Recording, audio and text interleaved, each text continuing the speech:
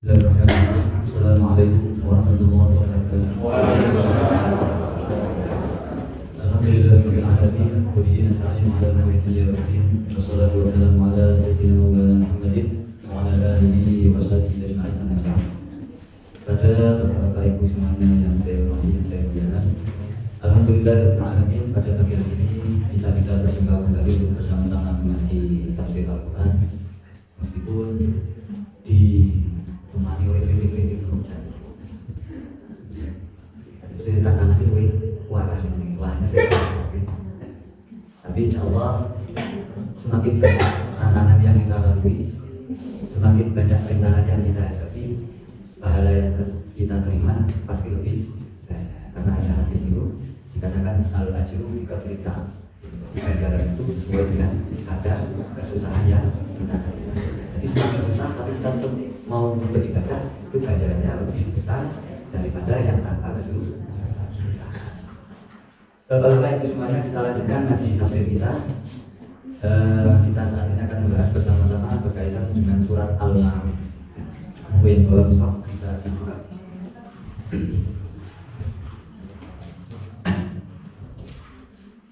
Kita baca terlebih dahulu. A'udzu billahi minasy syaithanir rajim. A'udzu billahi minasy syaithanir rajim. Bismillahirrahmanirrahim. Bismillahirrahmanirrahim. Ara'aital ladzi yukadzibu bid-din. Ara'aital ladzi yukadzibu bid-din. Fadzalika alladzi yad'ul yatim. Fadzalika alladzi yad'ul yatim. ولا يحض على طعام المسكين ولا يحض على طعام المسكين فويل للمصلين الذين هم عن صلاتهم ساهون فويل للمصلين الذين هم عن صلاتهم ساهون. Ini kalau ayat ini fawailul lil musallin itu lebih baik diteruskan supaya dari segi makna itu tidak membuat salah paham. Fawailul lil musallin alladzina hum an salatihim sahun. Fawailul lil musallin alladzina hum an salatihim sahun. Alladzina hum yura'un. Alladzina hum yura'un. Wa yamna'una al-ma'un. Wa yamna'una al-ma'un. Ara'aita alladzi yukadzibu bid-din. Ara'aita, apakah kamu melihat alladzi yukadzibu, orang yang mendustakan bid-din, agama.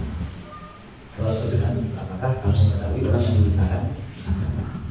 Kadang muncul tanya, mendustakan agama itu maksudnya bagaimana kan?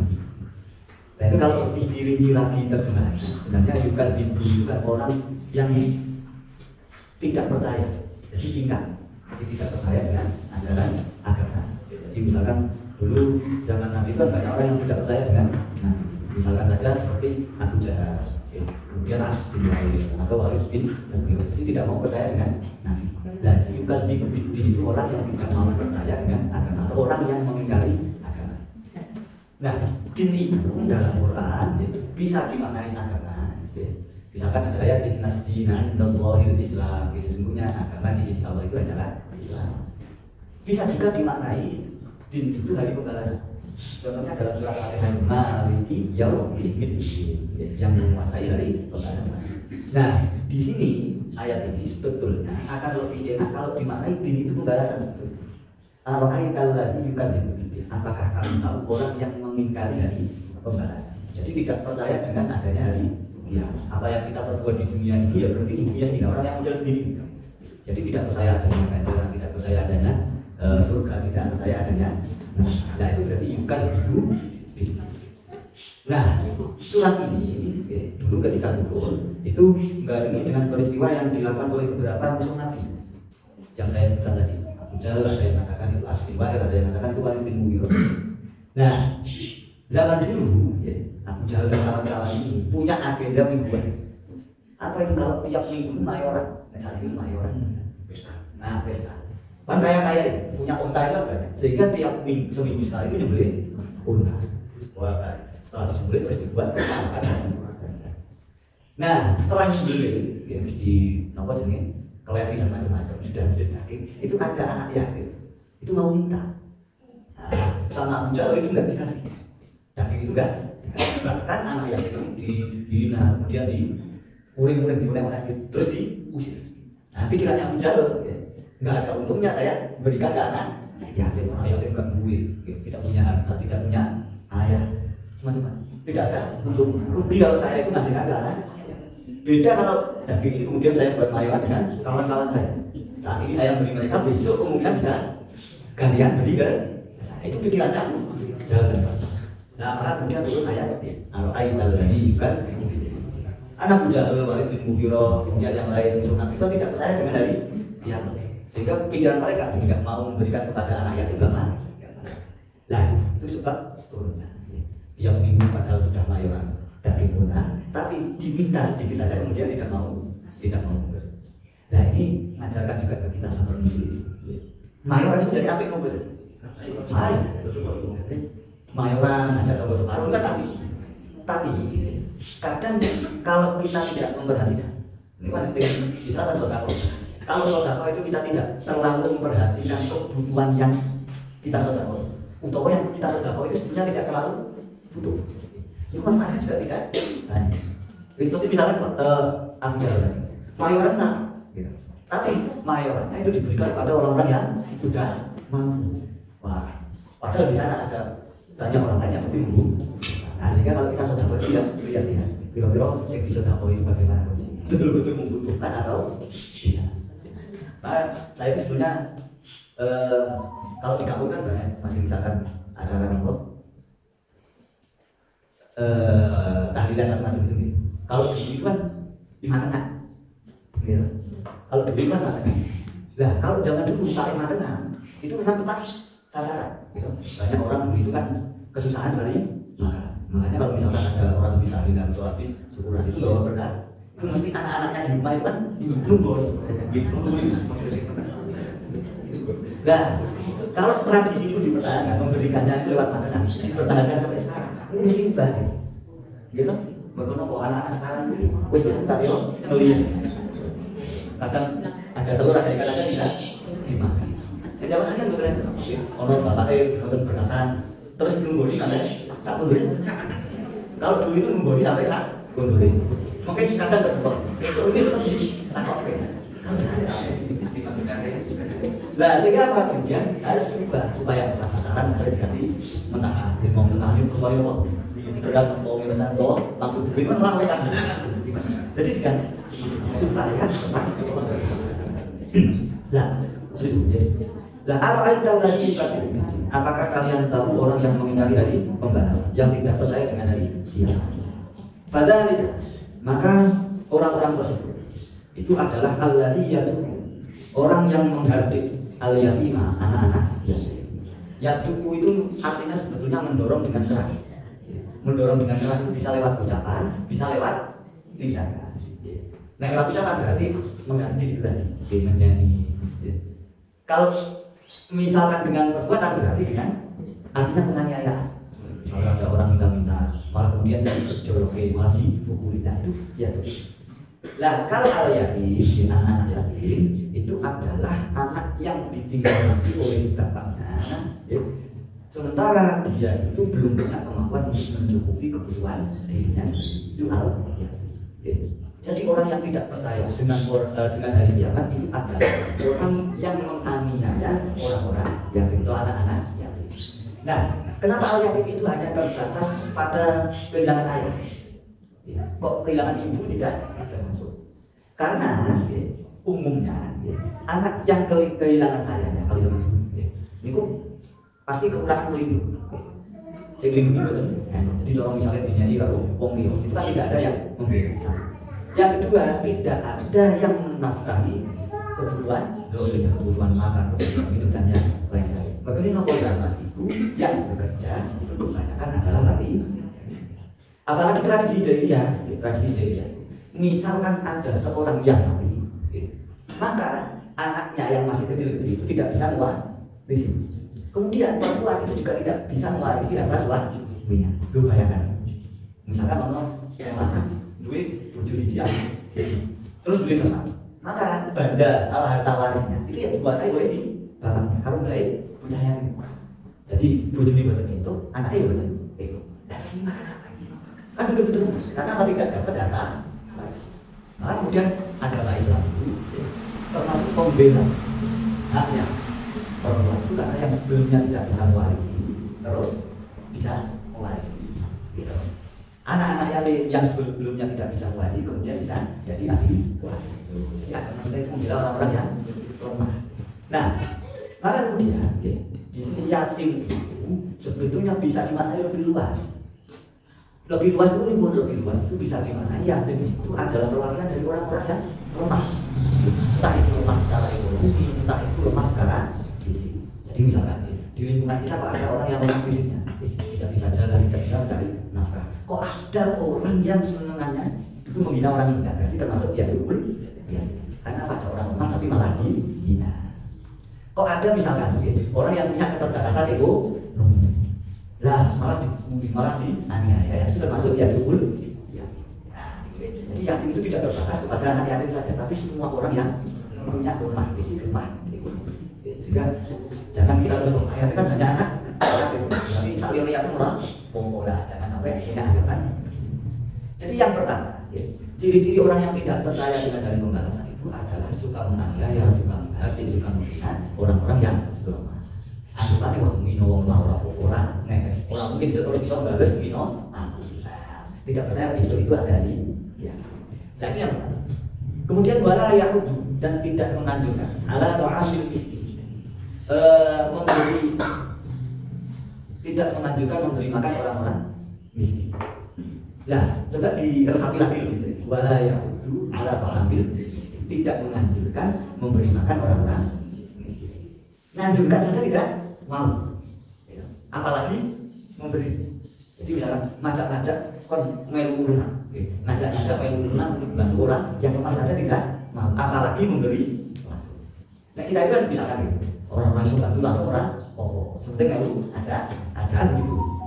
Banyak orang iso bantu secara ekonomi, tak bantu secara tenaga kok wis luwih wis iso, rasa kono kok tidak kuat untuk ngangkat apa?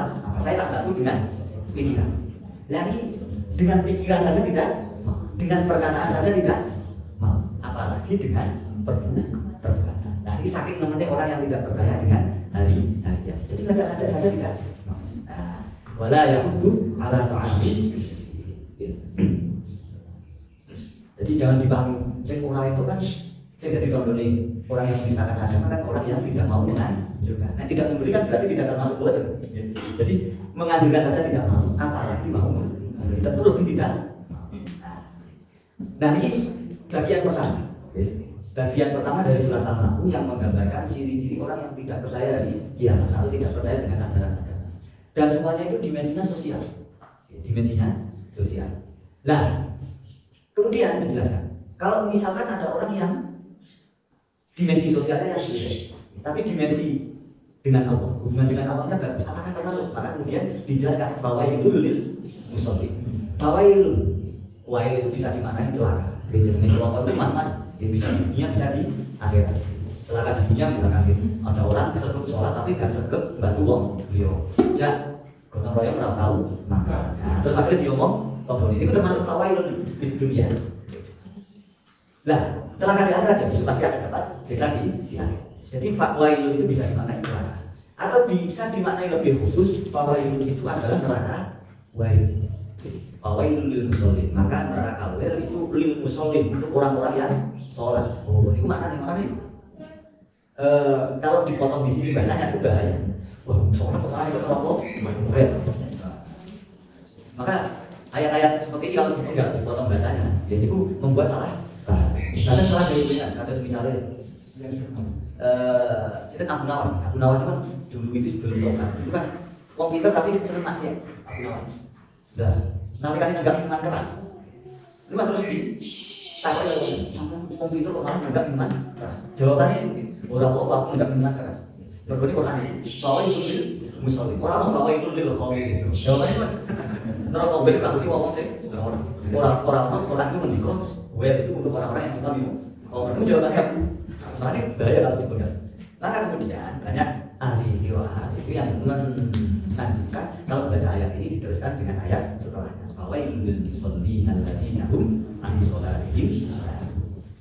Dan siapa yang celaka orang-orang yang sholat? Alladzina hum, yaitu orang-orang yang mereka itu an sholatihim, dari sholat mereka itu lalai. Saya jelaskan lagi. Pertama, biasanya Quran itu kalau menggambarkan orang yang sempurna sholatnya itu biasanya didahului dengan koma dan semua akar katanya, semua cabang akar. Misalkan aqimus sholat, berarti mun sholatnya harus benar. Wa yuqimuna sholata wa yu'tuna zakat. Berarti sholatnya tenang. Sholat tenang itu bagaimana? Ya sholat yang disertai syarat rukunnya semuanya apa? Tapi ketika berdiri sendiri dan itu dimaknai sholat yang dimulai dengan salam, dimulai dengan takbir, diakhiri dengan salam, berarti sholatnya itu bermasalah. Maka di sini fawailul lil musholli, maka celakalah bagi orang yang sholat yang tidak sesuai dengan syarat rukunnya. Jadi misalkan pas sholat ngumpet termen, pas sholat ngumpet orang dibatasi 15 kali satu sholat, nah misalnya gitu. Jadi tidak perlu syarat rukunnya orang sholat. Nah itu kenapa sholat tidak? Nah kemudian ayat selanjutnya termasuk juga orang yang celaka, orang yang sholat itu alladzina hum an sholatihim sahun, orang yang lalai dalam sholat. Wah kalau kita hanya baca terjemahan itu nanti jadi ekstrim. Lalai dalam sholat, berarti lalai sholat. Terus kalian puji, mengikuti dia. Kalian jemuran pas sholat malah udah jemuran, iya masa udah. Berarti kira-kira lalai gitu. Sholatnya mesti nunggu. Waduh ini cinokot, buat sholat malah cinokot. Nah untungnya di dalam ayat ini disebutkan an sholati, dari sholat, bukan fi sholati. Nah fi sholati itu berarti dalam sholat kemudian malah orang mikir pengiran, orang mikir sholat malah mikir sholat. Jadi itu mikir kunci, mikir mudah, mikir wajib semuanya bayar tagihan. Dan itu kalau fi sholati benar kalau itu. Nah tapi Quran itu lagi. Sehingga aku bawa itu sehingga sholat. Tapi kalian kalau ini itu tidak termasuk dalam ayat ini. Nah, berarti kalau ayat dia termasuk amal. Betul itu gue. Dan kemudian an-sholat itu an-sholat itu dari sholat. Nah dari sholatnya maknanya adalah dari esensi sholat. Tujuannya sholat. Tujuan kita sholat itu apa? Tujuan sholat itu adalah kita membiasakan diri kita itu selalu diawasi oleh Allah. Karena kita itu selalu merasa diawasi oleh Allah. Mau berbuat yang neko-neko seperti tadi, harus jalan itu juga lalu. Misalkan ada orang butuh bantuan, kita kok punya kemampuan kan? Nah karena kita itu merasa diawasi oleh Allah, ya sudah kita tidak mungkin berani menghina, tidak mungkin berani menanya. Itu merasa diawasi oleh Allah. Nah itu orang yang alladzina hum an sholatihim sahun tidak merasa diawasi oleh Allah, sehingga hubungan sosial itu bisa aktif. Nah itu ciri yang pertama. Jadi orang yang celaka meskipun melakukan sholat itu adalah orang-orang yang lalai dari esensi sholat. Nah, kemudian ayat ini, itu dalam beberapa riwayat diceritakan, itu sabab nuzulnya adalah orang-orang munafik. Orang-orang munafik ketika sholat itu tidak perhatikan satu syarat rukunnya. Kemudian orang-orang munafik yang kedua, ketika sholat, yang kedua alladzina hum yura'un, orang-orang yang mereka itu berbuat riya. Riya itu apa? Riya misalnya riya itu dari kata ro'an lihat. Makanya riya itu mana? Berbuat amal agar dilihat oleh orang lain supaya mendapatkan pujian, supaya mendapatkan perhatian orang. Jadi ngamalinmu nek disalam karo menungso. Nek mboten disalam menungso ya mboten. Nah, itu alladzina hum orang-orang munafik itu begitu. Ngaku namanya Islam. Tapi secara batin tidak mengakui bahwa Nabi itu adalah utusan Allah. Nah, tapi kan punya lagi, nek misalnya sholat, itu ya melu sholat wajib, sholat jamaah. Nah, tapi mereka itu berdiri, namun nasib ini Allah wa wafatihum mereka kau bila sholat. Ketika ikut jamaah sholat, itu kau usah. Jadi orang sholat, sholat jamaah apa? Sholat jamaah itu pun menikmati, wah benar. Udah kan lagi, udah. Tapi yang kenal jamaah, tapi kalau ngomong Islam, lihat. Akhirnya kalau jamaah, itu euro, kan? Soalnya ngomong nanti jamaah. Jadi berbuat amal, berbuat sholat, melakukan sholat, dan dipuji, dan diarep, dan dimuliakan oleh orang lain. Nah itu alladzina hum yu'minun. Nah nggak bisa lagi orang sholat. Misalnya ketika melakukan perjalanan, orang sedang salah, waktu dubur masuk ya tetap betul. Sholat tapi orang masih nyawa tidak ada yang melihat. Nah itu alladzina hum yu'minun. Jadi ciri-ciri orang riya atau tidak itu ibadahnya itu sama tidak antara dia sendiri dengan ketika ada uang. Kalau pas bilang itu kira-kira ibadah bodoh apa? Boleh. Kalau beda, pertanyaan, benarkah beda? Kudunya ada bodoh, kalau tidak. Nah itu ciri-ciri orang sholat yang celaka yang betul, yaitu orang yang berbuat sholat, melakukan sholat, tetapi sholat itu karena kita. Nah, saya tambah sedikit kelewatan. Alladzina hum an sholatihim sahun. Orang yang lalai dalam sholatnya, termasuk orang yang suka mundur-mundur waktu sholat. Tapi kemudian tinggal. Jadi misalnya, wah gue sih gue di sini lah. Sekarang itu tunggu, jam 12 janganlah gue sholat. Kayak makan enak-enak, bukan makan aku jam 7 misalnya. Wah gue sih sholat aku, wah karena gawe sujud nek ngutang malah. Diudur gue. Terus akhirnya sampai jam 2 sampai jam 3. Dan itu juga termasuk an-sholati. Tapi yang misalkan mundur, tidak sampai 3 kali tidak termasuk misalkan waktu zuhur, kok kita masih punya kerjaan, misalnya segala nyupir nyupir terus buri sama penumpang, kan itu misalnya waktu zuhur terus supir sak penumpang namanya berjalan asal kita rambutnya jadi sampai penumpang. Dan nanti sampai jam 2 dia tetap sholat tidak termasuk alladzina hum an sholatihim. Tapi nanti sampai habis waktunya itu termasuk. Ini jangan dia juga sama saat itu. Apakah supir-supir itu ketika sudah masuk waktu sholat mau mampir itu karena yang perjalanan jauh.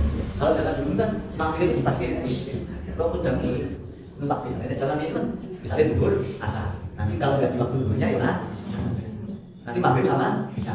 Biasanya nanti mampir itu bisa nanti subuh nih, tapi belum masuk waktu subuh sehingga nanti bisa melaksanakan bisa di jam akhir plus nanti juga subuh aja. Nah zaman ini kan zaman saat itu kan awas mau buat itu.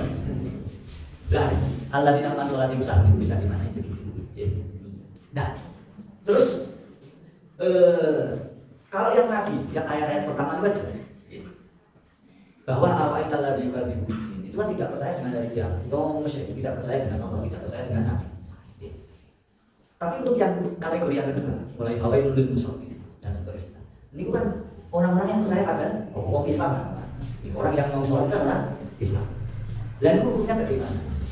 Nah, kemudian ulama itu mengatakan, kok misalkan ada orang yang selama hidup sholatnya itu ya, kalau dia mau tobat, nah, meskipun sholat tobatnya itu belum sempurna, tobat belum sempurna itu misalkan orang sholat tapi suka tinggalkan, orang punya kewajiban sholat tapi suka tinggalkan sholat. Di sini gua mundur sholat akhirnya diganti, misalkan mau dua tinggal sholat. Jadi misalkan ada orang Islam, kemudian dia tinggalkan sholat selama berapa?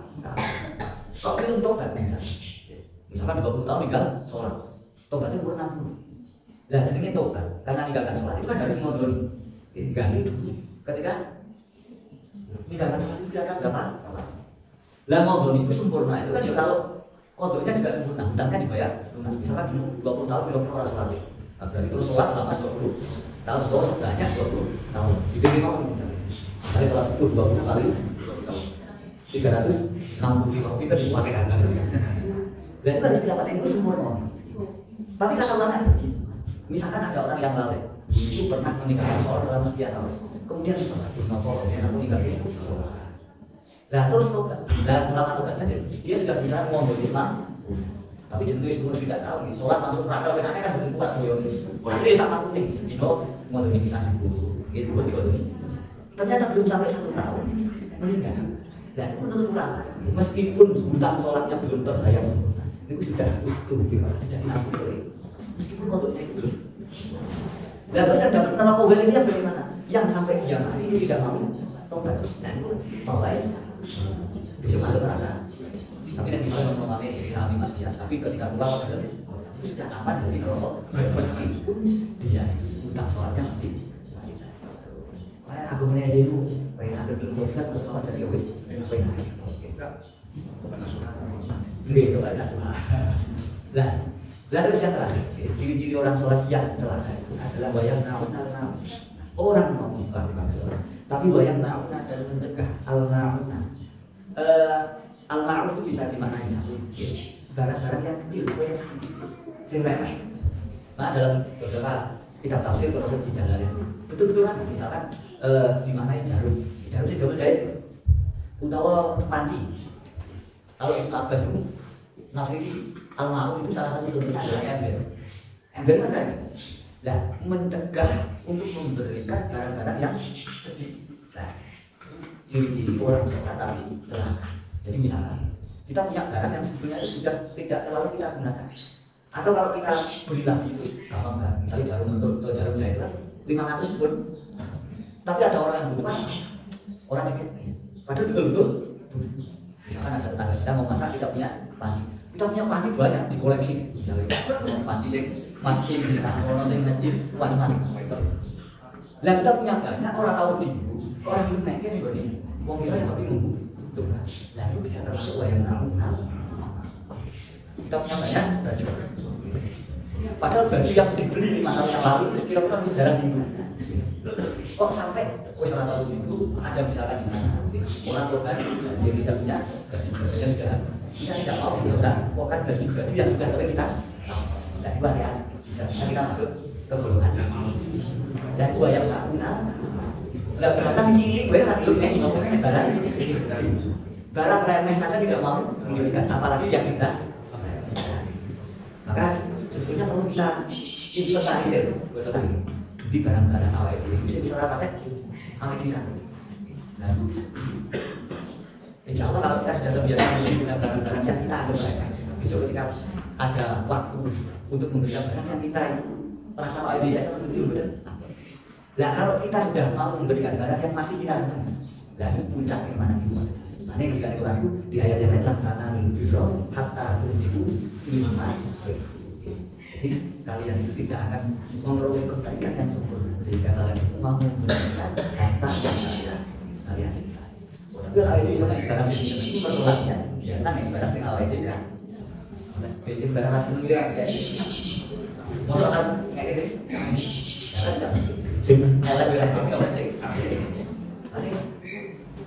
Generasi sahabat itu termasuk generasi yang paling utama. Itu karena salah satu cirinya itu. Jadi mau memberikan yang dimiliki itu yang terbaik kepada orang lain. Jadi tidak itu boleh mobil mesin api. Karena kisahnya ketika awal belajar, ini kan banyak orang yang hijrah dari Mekah ke Madinah. Jadi banyak yang kemudian meninggalkan istrinya karena istrinya itu masih musyrik, tidak ikut iman kepada Allah, tidak ikut masuk ke agama Islam. Awalnya mau itu hijrah itu juga begitu. Dalam sahabat-sahabat Ansor, dalam dia itu kan kakak yang Arab itu kita tidak ada satu. Nyawang dulu itu Mekah belajar, karena sing dolan duit, bujur dari dia. Lu sampai disalahkan. Ayo sampai pengen dibujuk sih, bujur mereka ditinggalin. Sangat milih sing di bujuk. Bukan milih, orang harus dipilih sing elek buat. Saya punya istri, kamu milih yang mana? Itu saking karena puncak keimanan itu kalau kita mau memberikan barang yang kita dan itu aku ya itu misalnya di TikTok misalnya wah kok kayak waktu lah yang mulai dari barang-barang yang kita anggap remeh atau yang sudah tidak biasa kita pakai misalnya lampu yang bisa api tapi saya itu orang teh senang itu harus dilatih kalau tidak dilatih ya tidak akan berkembang keimanan bahkan nanti kalau masuk dalam golongan yang nasional. Nah itu surat Al-Maun. Sehingga surat Al-Maun itu katanya Imam Qurtubi mengatakan bahwa surat Al-Maun itu menggambarkan secara menyeluruh ajaran agama Islam. Ajaran agama Islam itu tidak hanya mengajarkan dimensi hubungan kita dengan Allah saja, sholat, zikir, tapi juga mengajarkan dimensi sosial. Jadi awal itu ya sholat, ya gotong royong, ya ape karo kalau hanya sebagian saja, maka itu misalkan ini tadi dikatakan, kalau saya satu sholat, tapi kalau tombol ini tidak baik hubungannya, pasti celaka. Ada orang yang dengan tombol ini tapi radio sholat itu ya, ciro. Nongol nih, sholat tahu sholat atau tombol ini, bukan pertama itu apa itu. Nah, maka ini menjadi pelajaran. kita hanya cukup sholat, tapi kalau tambah yang terlalu apik berarti api kan. Kalau ini kalau tambah sapi, dia senang bantu menggotong lain mesti makan kasih jadi tapi dia dia sedot. Sholat jadi sakti, sholat supaya sempurna. Sehingga kita harus bebas dari dua yang ditemukan di dalam jelas. Demikian untuk masuk di sholat. Wassalamualaikum warahmatullahi wabarakatuh.